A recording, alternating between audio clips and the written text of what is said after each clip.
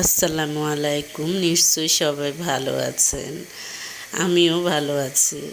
আজকে আমি আপনাদের সাথে শেয়ার করব একটা কথা, মনে রাখবেন, চোরে না শুনে ধর্মের কাহিনী। দেখবেন কিছু কিছু মানুষের সাথে আপনি যদি কোনো মানুষের ভালো গুণগুলা বলেন বা আপনার ভালো গুণগুলা বলেন, তাদের গায়ে জ্বালা পোড়া করবে। কেন জ্বালা পোড়া করবে আপনি কি জানেন?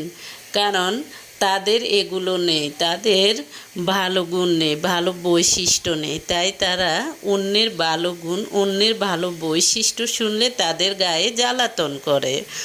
অন্যদিকে তারা ওই যে আপনার ভালো গুণগুলা বা আপনাদের ভালো গুণগুলা তারা তাদের নামে, তাদের নিজের নামে, তাদের আত্মীয় স্বজনের নামে বলে বেড়াবে এবং তাদের দোষগুলা, তাদের খারাপ দিকগুলা আপনার উপর দিয়ে দিয়ে মানুষের কাছে বলবে। এই ধরনের মানুষ আপনার আশেপাশে আছে কিনা আপনি খেয়াল করে দেখবেন। তবে আমার মনে হয় যে সব পরিবেশে কমপক্ষে একজন কি দুজন, বা দেখা যায় যে এমন কিছু পরিবেশে, এমন কিছু পরিবারে সবার বৈশিষ্ট্য এরকম থাকে, কারণ একজনের দেখে আরেকজন এরকম হয়। মনে রাখবেন, দেখা দেখি চাষ, দেখা দেখি বাস।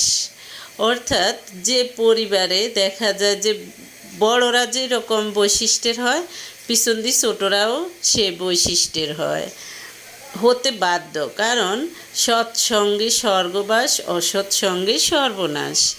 পরিবারের যদি পূর্বপুরুষরা ভালো হয়, পিছনের মানুষও ভালো হবে।